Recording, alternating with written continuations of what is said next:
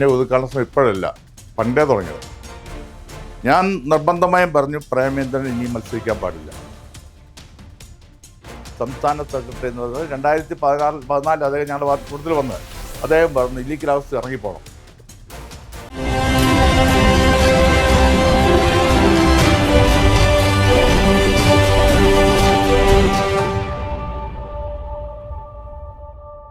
ഈ 12 വർഷമായി UDFന്റെ ഭാഗമായി താങ്കൾ നിന്നു. ഇപ്പോൾ ലോക്കൽ ബോഡി ഇലക്ഷൻ നടന്നു. അതിൽ UDF വിജയിക്കും എന്നുള്ള ഒരു ധാരണ പോലും ഉണ്ടാക്കുന്ന രീതിയിൽ കാര്യങ്ങൾ എത്തി. എന്നിട്ട് പോലും ആ ഒരു ഭരണത്തിലേക്കൊക്കെ പോകുന്ന ഒരു പാർട്ടിയുടെ മുന്നണിയുടെ ഭാഗമായി നിൽക്കണ്ട എന്ന് തീരുമാനിച്ച് താങ്കൾ ഇങ്ങനെ ഇറങ്ങി വരാനുണ്ടായ വളരെ വ്യക്തമാണ്. ഇപ്പോൾ താങ്കൾ വിശ്വസിക്കുന്നുണ്ടോ UDF അധികാരത്തിൽ വീണ്ടും എത്താനുള്ള സാധ്യതയുണ്ട്? ഈ തദ്ദേശ ഭരണ തെരഞ്ഞെടുപ്പിലെ ഈ മുന്നേറ്റമൊക്കെ നിയമസഭയിലേക്ക് ഉണ്ടാകും എന്ന് താങ്കൾ കരുതുന്നുണ്ടോ? എനിക്ക് പറഞ്ഞോട്ടെ, കഴിഞ്ഞ 3 തവണ ഞങ്ങൾ മത്സരിച്ച മയിൽ ജില്ലാ പഞ്ചായത്ത് ഡിവിഷൻ ഇത്തവണ എടുക്കാൻ UDF ഒത്തിരി നിർബന്ധിച്ചു. പക്ഷെ എൻ്റെ പാർട്ടി സെക്രട്ടറി ആയിരുന്ന ഷിബു ബേബിയോടാണെന്ന് വെച്ചാൽ എടുക്കരുതെന്ന് പറഞ്ഞു. ആ സീറ്റ് 3300 വോട്ടിന് UDF ജയിച്ചു. കോൺഗ്രസ് എടുത്തിട്ട് എലിവേച്ച് ചെയ്യുന്നൊരു കാൻഡിഡേറ്റ് കൊണ്ടുവന്ന് ജയിച്ചു. അത് അതിനിടയ്ക്ക് അപ്പം എൻ്റെ പാർട്ടി സമീപനം ഞാൻ പറഞ്ഞത്. ഇനി മറ്റേ കാര്യങ്ങൾ ഞാനൊരിക്കലും വിശ്വസിക്കില്ല. കാരണം എന്താ പറയുക, കേരള ജനത ഉള്ളിൻ്റെ ഉള്ളിൽ എന്തോ പ്രചരണം മാധ്യമങ്ങളുണ്ടായപ്പോലും ഒന്നുകൂടി LDF തുടരണമെന്ന് ആഗ്രഹിക്കുന്നു. എൻ്റെ ബേസ് ഈ ഗവൺമെൻറ് 10 വർഷം ചെയ്ത് ഇപ്പം എന്ന് പറഞ്ഞാൽ വൈദ്യുതി എന്നുള്ള വിഷയം നമുക്ക് എല്ലാവർക്കും പറഞ്ഞാൽ അറിയില്ല. പവർ കട്ട് അല്ല, അങ്ങനത്തെ ഒരു വിഷയം നമുക്കില്ല. അതുപോലെ ലോ ആൻഡ് ഓർഡർ സിറ്റുവേഷൻ ചിലത് നമ്മൾ സൃഷ്ടിക്കുന്നതല്ലാതെ ലോ ആൻഡ് ഓർഡർ സിറ്റുവേഷൻ വലിയ വിഷയങ്ങളില്ല. നമ്മൾ ചെറുതായിട്ട് ചിന്തിക്കും. ഇന്ന് ഏറ്റവും കൂടുതൽ മാധ്യമങ്ങളുടെ അറ്റാക്ക് ഉള്ളത് പലതും മുന്നേറി ആരോഗ്യരംഗത്താണ്. നിങ്ങൾ പരിശോധിച്ചിട്ടുണ്ടോ എന്തുകൊണ്ടാണ് ഇത് വരുന്ന? ആരോഗ്യരംഗത്ത് ഇതുപോലെ ഇൻവെസ്റ്റ്മെൻറ്റ് വരുമ്പോൾ കേരള സർക്കാരിൻ്റെ ഹോസ്പിറ്റലുകൾ ഉയർന്നു വന്ന് ഇപ്പോൾ ഒരു നിലവാരം ഉയർന്നിട്ടുണ്ട്. ഉയർന്നു വന്നാൽ അവർക്ക് ക്ഷീണമാകുന്നുള്ള മുൻകൂട്ടി തടയാനുള്ള വളരെ ബോധപൂർവ്വ ഒരു ആസൂത്രണ ഭാഗമാണ് ഈ ആരോഗ്യരംഗത്തെ കേന്ദ്രീകരിച്ച് വരുന്നൊരു കാര്യം. നമ്മുടെ ആരോഗ്യരംഗത്ത് ഒത്തിരി മാറ്റങ്ങൾ വന്നിട്ടുണ്ട്. അതുപോലെ മറ്റൊന്ന് വളരെ ഫാസ്റ്റായിട്ട് പോകുന്നതാണ് ഗതാഗത മേഖല. റോഡ് ഇപ്പം NH തീർന്നു വരും. നടക്കല എന്ന് പറഞ്ഞ NH ഇവിടെ തീർന്നു വരുന്നു. കൊല്ലം അടുത്ത കൊല്ലം പൂർത്തിയാവും. അപ്പോഴത്തെ അതിൻ്റെ സൗകര്യം നമ്മൾ പഠിച്ചു വരും. അതുപോലെ അതിവേഗ പാത നമുക്ക് പെട്ടെന്ന് പോകണം, അത് നമ്മുടെ ആഗ്രഹമാണ്. അപ്പം അങ്ങനെ വരുമ്പോൾ അതിൻ്റെ തുടക്കവും ഇടത് വർഷം ആരംഭിച്ചു. തുരങ്കപാതകളോ ഒക്കെ ആയിട്ട് പല കാഴ്ചപ്പാടുകൾ പലതും അവതരിപ്പിച്ചുകൊണ്ടിരിക്കുന്നു. അപ്പം അത് വന്നാൽ ജനത്തിന് കൂടുതൽ കാര്യങ്ങളിലേക്ക് താല്പര്യം വരുമെന്നുകൊണ്ട് ഈ 2 കാര്യങ്ങളാണ് പ്രധാനമായി അറ്റാക്ക് കേരളത്തിൻ്റെ ഇടതുപക്ഷത്തിന് നടത്തുന്നുവെന്ന് നമ്മൾ തിരിച്ചറിയണം. അവർ ഏത് വിഷയം എടുത്താലും അതിൻ്റെ പിന്നിലുണ്ട്. അതേസമയം വൈദ്യുതി പറയാനില്ല. ഇപ്പോൾ കുറച്ച് വിദ്യാഭ്യാസത്തിലുണ്ട്. കാരണം ഇവിടെയുള്ള ഒത്തിരി സ്കൂളുകൾ പൂട്ടുന്ന അവസ്ഥയാണ്. വിദ്യാഭ്യാസം സാധാരണ മേഖലയിൽ സർക്കാർ വിദ്യാഭ്യാസം ഉയർന്നാൽ ബാധിക്കുന്ന വഴിയാണ്. അപ്പം അങ്ങനെ ബോധപൂർവമായ ലക്ഷ്യങ്ങൾ വരും. അതിലേക്കാണ് ഇത് കൊണ്ടുവരുന്നത്. ഇപ്പം തന്നെ ഞാൻ വളരെ ബഹുമാനിക്കുന്ന ആളാണ് പ്രതിപക്ഷ നേതാവ്. അദ്ദേഹം പറഞ്ഞാൽ എന്താ, UDF അധികാരത്തിൽ വന്നു കഴിഞ്ഞാൽ ഈ 6 വരിപ്പാതയിൽ ട്രാക്ടറും ലോറിയും സ്കൂട്ടറും ഒക്കെ വിടുന്നത്. അപ്പം അതിൻ്റെ ലക്ഷ്യം മാറിയില്ലേ? അതിന് പോകാനുള്ള വഴികളുണ്ടാവണം. അപ്പം അതിനി ആര് പറഞ്ഞാലും ചെയ്യുമ്പോൾ അതിൻ്റെ രൂപത്തിൽ വരണം. അങ്ങനെ തുടങ്ങി ഭാവനാപൂർണമായ പല നിലപാടുകളും ഇടതുപക്ഷ ഗവൺമെൻറ് സ്വീകരിച്ചു വരുന്നുണ്ട്.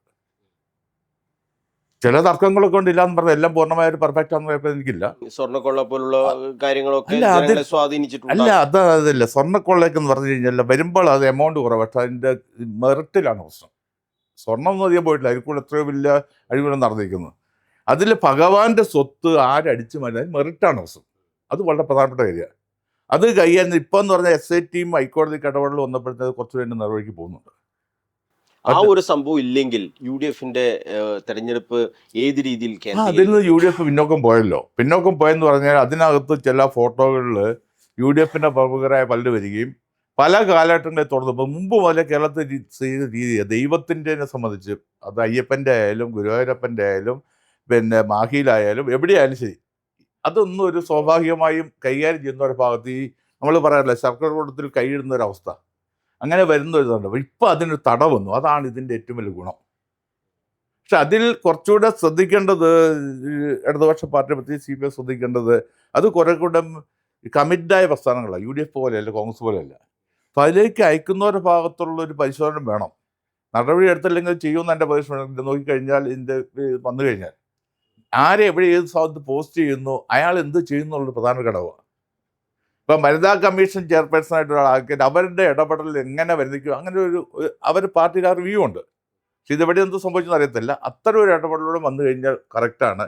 മറ്റേത് മുമ്പേ തുടരുന്ന ഒരു ശീലമാണ്. ഏതാ ഈ അമ്പലങ്ങള് ദൈവങ്ങളൊക്കെ ആയിട്ട് അയ്യപ്പൻ്റെ ഒക്കെ പണ്ടേ പറഞ്ഞു. ഇപ്പം ഒരു സാധ്യതയും കാണുന്നില്ല എന്ന് തന്നെയാണോ UDFന് അധികാരത്തിൽ വരാനുള്ള ഒരു സാധ്യതയും കാണുന്നില്ല എന്ന് തന്നെയാണോ നമ്മൾ മനസ്സിലാക്കേണ്ടത്? ജനങ്ങള് വളരെ ആവേശത്തോടെ സ്വീകരിച്ച ഒരു സാധ്യതയില്ല. ഇല്ലയെന്ന് പറഞ്ഞു കഴിഞ്ഞാൽ ഇപ്പോൾ തുടർന്ന് വന്ന പലതും തുടർന്ന് പോകണമെങ്കിൽ LDF വേണം. എന്താ ആരംഭിച്ചു വന്നത്. അല്ലാതെ വന്നു കഴിഞ്ഞാൽ നേരെ റിവേഴ്സായി. ആ റിവേഴ്സ് ആകുമ്പം ഈ തെങ്ങ് ഒച്ച തെങ്ങി കയറിയോലായിപ്പോൾ. ആ റിവേഴ്സ് ആകുന്ന കേരള സമൂഹത്തിൽ ഇതാണ്. മാത്രമല്ല ഇവിടെ ഇപ്പം ജനങ്ങൾ കേരളത്തെ ആളും കൂടെ പുറത്തേക്ക് പോയിക്കൊണ്ടിരിക്കുക. ഒരു കാര്യം വളരെ വ്യക്തമായിട്ട് പറയാം, വിദേശത്തുള്ള എല്ലാവരും തന്നെ 4-5 കൊല്ലം പല രാജ്യത്തിനോട് മടങ്ങി വരും. കാരണം യൂറോപ്യൻ കൺട്രീസ് ഉൾപ്പെടെ, ഇപ്പോൾ അമേരിക്കൻ കൺട്രീസ് ഉൾപ്പെടെ, ഓസ്ട്രേലിയ ഉൾപ്പെടെ വരുന്ന വംശീയ പ്രശ്നങ്ങൾ അവിടെ ഉണ്ടാകുന്ന കാര്യങ്ങളൊക്കെ തന്നെ സെറ്റിൽ ചെയ്യാത്തവർക്കെല്ലാം മടങ്ങി വരേണ്ട സ്ഥലമായിട്ട് കേരളം മാറും. ഇന്നലെ പിന്നെ ഞാൻ നോറ്റോ കേരളത്തിൻ്റെ വ്യവസായ മന്ത്രി പറഞ്ഞൊരു കാര്യമുണ്ട്, പല ഒരു പ്രത്യേക ബോഡിയിലാണ് പറഞ്ഞത്. ഇവിടെ പലതും ഇവിടെ ഉൽപ്പാദിപ്പിക്കപ്പെടുന്നുണ്ട്, എല്ലാം അവിടെ പോയി ലേവലൊട്ടിച്ച് മാർക്കറ്റിംഗ് കൊണ്ട് വരുന്ന രൂപത്തിലുള്ള കേരള ആ രൂപത്തൊക്കെ ഉള്ളത്. കുറേ കൂടെ യോജിച്ച് ശ്രദ്ധാപൂർവമായി വന്നു കഴിഞ്ഞാൽ രാഷ്ട്രീയത്തിൻ്റെ അർത്ഥത്തിലേക്ക് കൊണ്ടുവന്നു കഴിഞ്ഞാൽ ഏത് കക്ഷികളും വെറും വിമർശനം മാത്രമാണ് രാഷ്ട്രീയം എന്ന് ചിന്തിക്കുന്നത് മാറ്റി നിർത്തിയാൽ നിശ്ചയമായും കേരളത്തെ ജനങ്ങൾക്ക് LDFനെ നടത്താനേ കഴിയൂ. കാരണം ഒരു ടൈം കൊണ്ടും കൂടി ക്രിയാത്മകമായ പ്രതിപക്ഷമായി ഇപ്പോഴും പ്രതിപക്ഷം മാറുന്നില്ല. അവർ വിഷയങ്ങൾ ഇപ്പം സ്വർണ്ണക്കൊള്ളയിൽ നിന്ന് തന്നെ ഇപ്പോൾ ഒളിച്ചോടി വരുമ്പോൾ അത് ഏത് വിഷയം ഉയർത്തുമ്പോൾ അതിൽ നിന്ന് അത് കണ്ടിന്യൂറ്റി തുടർച്ചയില്ലാതെ അവസാനിപ്പിച്ച് പോകേണ്ട അവസ്ഥയുണ്ട്. മറ്റേ മറുപക്ഷത്തല്ല, അവരെ തുടരുന്നു. മാത്രമല്ല ക്യാപ്റ്റൻ എന്ന രൂപത്തിൽ ഞാൻ അങ്ങനെ പദം ഉപയോഗിക്കുക ശരിയല്ല. ആ ഒരു കാര്യം, ഈ UDF അധികാരത്തിൽ വരികയാണെങ്കിൽ മുഖ്യമന്ത്രി സ്ഥാനത്തേക്ക് VD സതീശനെ പിന്തുണക്കണം എന്നുള്ളൊരു ആവശ്യം ഈ ഘടകകക്ഷികൾക്കിടയിലൊക്കെ വളരെ ശക്തമായി ഒരു ക്യാമ്പയിൻ നടക്കുന്നുണ്ട് എന്നാണ് ഞാൻ മനസ്സിലാക്കുന്നത്. RSPയെ സമീപിച്ചിരുന്നു ആ രീതിയിൽ? ഒന്നുമില്ല, അത് കമ്മിറ്റിയിലൊക്കെ ആ രീതിയിലുള്ള അല്ല, അത് അങ്ങനെ വന്നിട്ട് കാര്യം, അതൊരു കോൺഗ്രസിന്റെ പ്രവർത്തന ശൈലി മാത്രമേ ഉള്ളൂ. അങ്ങനെ വന്നിട്ട് കാര്യം, തീരുമാനം വരുന്നത് ഹൈക്കമാൻഡാണ്. ആരെന്ത് പറയുക തീരുമാനം അവിടെ നിന്നുണ്ടാവുള്ളൂ. അവിടെ വരുമ്പോൾ അതിൻ്റെ താല്പര്യങ്ങളൊക്കെ വെച്ചിട്ട് അത് വരുള്ളൂ. മറ്റേതൊക്കെ വരുന്നത് RSP ഒരു VD സതീശൻ ലൈനിൽ അതിൽ വളരെ ഗുരുതരമായ ഒരു കാര്യം ഞാൻ പറയാം. ചില ലിങ്കുണ്ട്, നിങ്ങളത് മനസ്സിലാക്കിയില്ല. ഇപ്പം NK പ്രേമേന്ദ്രൻ്റെ കാര്യങ്ങൾ, MP യുടെ കാര്യങ്ങളിൽ നിൽക്കുന്നപ്പോൾ കേന്ദ്ര ഗവൺമെൻറ് ലെവലിൽ സ്റ്റാഫിനെ വെക്കാം. ഒരാളുണ്ട്, അദ്ദേഹത്തിൻ്റെ പേര് KG സുരേഷ് ബാബു എന്ന്. അദ്ദേഹം ലോ ഓഫീസറായിരുന്നു കേരള സെക്രട്ടേറിയറ്റിൽ എന്ന് പറഞ്ഞാൽ ഉയർന്ന തസ്തികയിലുള്ള ആളാണ്.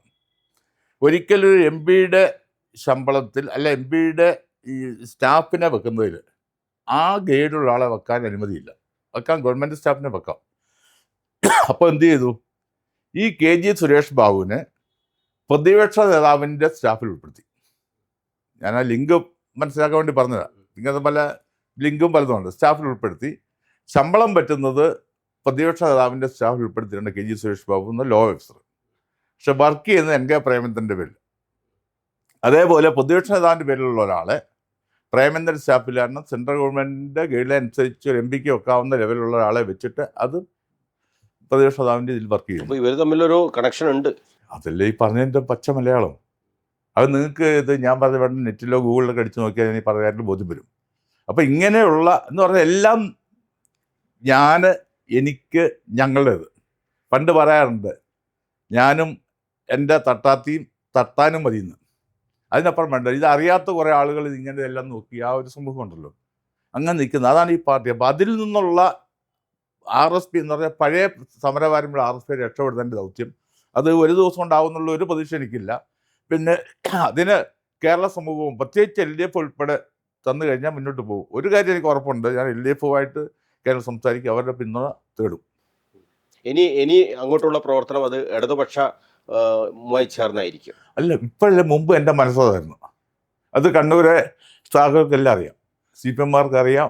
ഇത് കണ്ട് സുധാകരൻ ഉൾപ്പെടെ പറഞ്ഞിട്ടുണ്ട് അഗസ്തിക്ക് ആ മനസ്സാവുള്ളതെന്ന്. ആ മനസ്സുണ്ട്. ആ മനസ്സ് പിന്നെ അത് ഞാൻ രൂപപ്പെട്ട് വന്നു. അത് ഒരു ദിവസം കൊണ്ട് എനിക്ക് മാറാൻ പറ്റുമോ? എൻ്റെ ഭാഗമായിട്ട് പോകും. പിന്നെ സാങ്കത്യവശാൽ നിൽക്കേണ്ടി വന്നത് ഒരു കാരണവശാൽ, അത് ഞാൻ പറഞ്ഞു അന്ന് 2010 പാർട്ടി എന്നുള്ള ഒരു വികാരത്തിൽ പാർട്ടി ഒന്നിക്കുന്ന വികാരമാണ്. RSPBയും RSPയും കൂടി ഒന്നിക്കുന്നു. അപ്പം നമ്മളൊരു സംഘശക്തിയായി മാറുന്നു. അപ്പം ചില ത്യാഗം ചെയ്യണം എന്നുള്ള ചിന്ത എന്നിലും അന്ന് ജനറൽ സെക്രട്ടറി ചന്ദ്രചൂഡിലും വന്നതിൻ്റെ പേരിലാണ് ഞങ്ങൾ ആ നിലപാടെടുത്തത്. അല്ലെങ്കിൽ അന്ന് ഇത് മറ്റൊരു വിധമാകുമായിരുന്നു. എങ്കിൽ കുറെ എങ്കിൽ ശരിക്കും ഒരു തെറ്റ് പറ്റിയെന്ന് ഇപ്പോൾ തോന്നുന്നു. തെറ്റാണ്, അന്നും തെറ്റാന്ന് അറിഞ്ഞുകൊണ്ട് ചെയ്തതാണ്. ഇപ്പം തോന്നുന്നതല്ല, അന്നും അറിഞ്ഞുകൊണ്ട് ചെയ്തത്. പക്ഷേ ആ തെറ്റ് നമ്മൾ ചിലപ്പോൾ അറിയാതെ ചില തെറ്റുകൾ ചെയ്യും നമ്മുടെ ജീവിതത്തിൽ. ചില വീഴ്ചകളൊക്കെ ചെയ്തിട്ടാണ് ചില തെറ്റുകൾ പോകുന്നത്. ആ തെറ്റുകൾ ശരിയിലേക്ക് നമ്മൾ നയിക്കണം. പക്ഷെ തെറ്റുകൾ വീണ്ടും വീണ്ടും തെറ്റുകളിലേക്ക് പോകുമ്പോൾ അതിനെതിരെ ചെറുക്കേണ്ട ബാധ്യതയുണ്ട്. ആ ഉത്തരവാദിത്തം ശരിക്കും 10 വർഷം ഭരണത്തിൽ ഇരിക്കേണ്ട ഒരു അവസരം കൂടിയാണ് ഒരു MP സ്ഥാനത്തിന് വേണ്ടി കളഞ്ഞത്. അല്ല മനോജ്, ഭരണം ഒരു വിഷയമല്ല, നമ്മൾ ജനങ്ങളുടെ അംഗീകാരമാണ് വിഷയം. ജനം എങ്ങനെ മോരും മുദ്രയായിട്ട് അതിനെ കാണുന്ന RSPക്ക് സ്ട്രക്ചർ ഉണ്ട്. ഇപ്പം നമ്മളൊരു പൂച്ചയെ കണ്ടു, പൂച്ച വർഗ്ഗമുണ്ട്, മാർജാല എല്ലാം ഓരോ വർഗ്ഗങ്ങൾ. ആ വർഗ്ഗത്തിന് അതിൻ്റെ ഒരു കോർഡിനേഷൻ വേണ്ടേ. ഞങ്ങൾ ഇടതു പാർട്ടിയാണ്, ഇന്ത്യയിൽ 4 ഇടതു പാർട്ടി, പിന്നെ ഇപ്പം കുറേ ഗ്രൂപ്പുകളൊക്കെ ഉണ്ട്. ആ ഇടതു പാർട്ടി ഇടതായിട്ട് തന്നെ നിൽക്കണ്ടേ. ഇന്ത്യയിലെ 15 സംസ്ഥാനങ്ങളിൽ RSP ഇടതു പാർട്ടി എന്ന് പറഞ്ഞാൽ CPM CPI ഒപ്പവും, കേരളത്തിൽ വരുമ്പം RSPയും ഫോർവേഡ് ബ്ലോക്കും ഇതിലോ പുറത്തും. അത് എന്ത് പറഞ്ഞാലും ആ ലോജിക്ക് ആർക്കും ഇഷ്ടപ്പെടില്ല. നമ്മൾ എന്ത് പറഞ്ഞാലും ജനം നമ്മളോട് പോകുന്ന തന്നെ പറയും. എന്തായാലും കൺവെൻഷൻ BMH ക്വസ്റ്റ്യൻ അവർ ഇവിടെ വൈൻഡപ്പ് ചെയ്യാൻ പോവുകയാണ്. RSPയുടെ നേതാവ് എന്നുള്ള രീതിയിൽ ഇല്ലിക്കൽ അഗസ്തിക്ക് എന്താണ് ജനങ്ങളോട് പറയാനുള്ളത്? എന്താണ് താങ്കൾ പറയാൻ ബാക്കി വെച്ച എന്തെങ്കിലും ഉണ്ടോ? ബാക്കി വെച്ച് പലതുകൊണ്ട് എല്ലാം നമുക്ക് സമയം പോലെ പറയാം, എൻ്റെ വിഷയമല്ല. ഒടുവിൽ ഇപ്പം എനിക്ക് പറയാനുള്ളത് വളരെ നിർണായക നിമിഷത്തിലാണ് നമ്മളുള്ളത്. രാജ്യവും പ്രത്യേകിച്ച് കേരളവും ദേശീയ തലത്തിലാണ് BJP സ്വീകരിക്കുന്ന ഒത്തിരി നിലപാടുകൾ. കേരളക്കാരനെ നമുക്കറിയാം, ചൂരൽമല ദുരന്തം പോലും നയാ പൈസയുടെ ഉപകാരം വരാത്തപ്പോഴും നമ്മളതിനെ അതിജീവിച്ചു കൊണ്ടിരുന്ന സാഹചര്യമുണ്ട്. വാസ്തവത്തിൽ കേരളത്തെ പ്രതിപക്ഷം ഉയർണമെന്ന് പ്രവർത്തിക്കേണ്ട ആ സമയത്തായിരുന്നു കേരളത്തിലെ ഗവൺമെൻറ് ഇപ്പോൾ. കാരണം 2018 പ്രളയകാലത്ത് ചെയ്തതുപോലെ അത് രാഷ്ട്രീയ തത്വത്തിൽ മാറ്റാൻ വേണ്ടി പാടില്ല. അതിൻ്റെ ഫണ്ട് വരുമ്പോൾ അതിലേക്കൊന്നും ഞാൻ ഇവിടുത്തേയും പോകുന്നില്ല. അപ്പം അതുകൊണ്ട് വളരെ ഉത്തരവാദിത്വം, ധാർമ്മികമായ ഉത്തരവാദിത്വം കേരളത്തിലെ ഓരോ ജനത്തിനുണ്ട്, ഓരോ ആളുകൾക്കുണ്ട്. കക്ഷി രാഷ്ട്രീയത്തിനപ്പുറം പുരോഗതിയിലേക്ക് കേരളം വരുമ്പോൾ, എല്ലാ എതിർപ്പുകളും അതിജീവിച്ച് വരുമ്പോൾ ഒറ്റക്കെട്ടായി മുന്നോട്ട് കൊണ്ടുപോകാനുള്ള ഒരിത് മാത്രമല്ല. ഈ 5 കൊല്ലത്തിനുള്ളിൽ ഒരു അഴിമതി 10 കൊല്ലത്തിൽ ഒരു അഴിമതി ആരോപണം ആരുടെ പേര് വന്നിട്ടില്ല. സ്വജനപക്ഷപാതം വന്നിട്ടില്ല. ഗവൺമെൻറ് ശൈലിയിലൊക്കെ മാറ്റമുണ്ട്, പലരുടെ പറയുന്നത് അതൊക്കെ പലതായിട്ടുള്ളതാണ്, പല പാർട്ടികളാണ്. പക്ഷെ മറിച്ച് ആരും ആക്ഷേപത്തിനോ ആരോപണത്തിനോ വിധേയമാകാത്ത ഭരണകൂടമാണ് 10 കൊല്ലം തുടരുന്നതെങ്കിൽ ആ 10 കൊല്ലം അവർ ഭാവനാപൂർണ്ണമായി നടപ്പാക്കി വന്ന കുറേ കാര്യങ്ങളും അതിൻ്റെ പൂർത്തീകരണം, നാളേക്കുള്ള ലക്ഷ്യങ്ങൾ ഇതിനെ പറഞ്ഞിട്ടുണ്ട്, നാളേക്കുള്ള ലക്ഷ്യം പറഞ്ഞിട്ടുണ്ട്. അത് വന്നാലേ ഞാൻ നേരത്തെ പോയവരടക്കം തിരിച്ചു വരുമ്പോൾ ഈ സമൂഹത്തെ ആ നില കൊണ്ടുവരാൻ കഴിയുള്ളൂ. മാത്രമല്ല നാളത്തെ കേരളം വൃദ്ധന്മാരുടെ കേരളമായി മാറുക. അതിനൊക്കെ നമുക്ക് കാഴ്ചപ്പാട് വേണം. ഇതൊക്കെ കാഴ്ചപ്പാടുള്ള ഒരു ഭരണകൂടം വരണം, മറ്റൊന്നുമല്ല. അതിനപ്പം വരെ നമ്മൾ ഏത് വിട്ടുവീഴ്ചയ്ക്കും പോകണം. അവിടെ ചിലപ്പം ശൗര്യവല വന്നിരിക്കും, മറ്റേത് അതൊക്കെ മാറാനുള്ള ഒരു വിവേകം ജനങ്ങളിലേക്ക് വരണമെന്നാണ് എനിക്ക് അത്യന്തികമായി പറയാനുള്ളത്. മറ്റു പലതും ഉണ്ട്, നമുക്ക് ഇനി സമയമുണ്ടെങ്കിൽ കാണാം. ഒരു കാര്യത്തിൽ വളരെ സന്തോഷം, കണ്ണൂർ വിഷൻ ഇങ്ങനെ ഒരു ശ്രമം നടത്തി. പ്രത്യേകിച്ച് മനോജ് ഒരാഴ്ചയായിട്ട് എന്നെ അന്വേഷിച്ചു. ഞാൻ ഈ പോരാട്ടത്തിന് സമയം കിട്ടിയില്ല, അതിന് തന്നതിൽ വളരെ സന്തോഷം കൂടി. എന്തായാലും പോരാട്ടം തുടരാനുള്ളത് തന്നെയാണ്. ആ പോരാട്ടം താൻ തുടരും എന്ന് തന്നെയാണ് ഇല്ലിക്കൽ അഗസ്തി വ്യക്തമാക്കുന്നത്. തൻ്റെ പാർട്ടി കമ്മിറ്റികളിൽ പറയാനുള്ള കാര്യങ്ങളൊക്കെ തന്നെ അദ്ദേഹം പറഞ്ഞിട്ടുണ്ട്. അദ്ദേഹം വളരെ പക്വമായ അല്ലെങ്കിൽ ഒരു മാന്യത കൂടി പുലർത്തിയിട്ടുണ്ട്. പല കാര്യങ്ങളും പല വിഷയങ്ങളും ഉണ്ട്. അതൊക്കെ ഒരു കമ്മ്യൂണിസ്റ്റ് എന്ന രീതിയിൽ തൻ്റെ പാർട്ടി കമ്മിറ്റിയിൽ പറഞ്ഞ കാര്യങ്ങളാണ്. അത് പുറത്തു പറയാനില്ല എന്ന മാന്യമായ നിലപാട് കൂടി അദ്ദേഹം എടുത്തിട്ടുണ്ട്. പലരും പാർട്ടി വിട്ടു പോകുമ്പോൾ ആ നേതൃത്വത്തിൽ എന്തൊക്കെ നടന്നു എന്ന കാര്യങ്ങൾ വിളിച്ചു പറഞ്ഞ് ആ നേതാക്കളെ ആകെ ചീത്തപ്പേരുണ്ടാക്കുന്ന രീതിയിലേക്ക് പറയുന്ന ആളുകളും ഉണ്ട്. പക്ഷേ അത്തരത്തിലുള്ള ഒരു കാര്യങ്ങളും അദ്ദേഹം പുറത്തു പറഞ്ഞിട്ടില്ല. പക്ഷേ പറയേണ്ട കാര്യങ്ങളൊക്കെ തന്നെ അദ്ദേഹം പുറത്തു പറയുകയും ചെയ്തിട്ടുണ്ട്. പാർട്ടി ഏതെങ്കിലും ഒരു വ്യക്തിയുടെ, 2 വ്യക്തികളുടെ ഒരു കുടുംബ സ്വത്താക്കി മാറ്റുന്നതിനെതിരായാണ് അദ്ദേഹം പോരാടിയിട്ടുള്ളത്. എന്തായാലും കഴിഞ്ഞ 12 വർഷക്കാലം അദ്ദേഹം UDFന്റെ ഭാഗമായിരുന്നു. ആ UDFന്റെ ഭാഗമായി പ്രവർത്തിക്കേണ്ടി വന്നത് എന്തുകൊണ്ട് എന്നതുകൂടി അദ്ദേഹം വിശദീകരിച്ചിട്ടുണ്ട്. TJ ചന്ദ്രചൂഡിനെ പോലുള്ള നേതാക്കൾ, RSPയുടെ ഏറ്റവും പ്രധാനപ്പെട്ട നേതാക്കൾ ഈ ഇടതുപക്ഷത്തിൽ നിന്ന് മാറിപ്പോകുമ്പോൾ അദ്ദേഹം നേരത്തെയും പല രീതിയിലും പല അഭിപ്രായങ്ങളും പറഞ്ഞിട്ടുണ്ട്. ആ രീതിയിലുള്ള ഒരു അഭിപ്രായം തന്നെയാണ് ഇല്ലിക്കൽ അഗസ്തി എന്ന ഏറ്റവും മുതിർന്ന സംസ്ഥാനത്തെ തന്നെ ഏറ്റവും മുതിർന്ന RSPയുടെ നേതാവ് വ്യക്തമാക്കിയിട്ടുള്ളത്. എന്തായാലും ഇടതുപക്ഷത്തെ ശക്തിപ്പെടുത്തിക്കൊണ്ടുള്ള ഒരു RSP, അതാണ് അദ്ദേഹത്തിൻ്റെ ലക്ഷ്യം. അതിനായുള്ള പോരാട്ടം തുടരും എന്നാണ് അദ്ദേഹം വിശദമാക്കുന്നത്.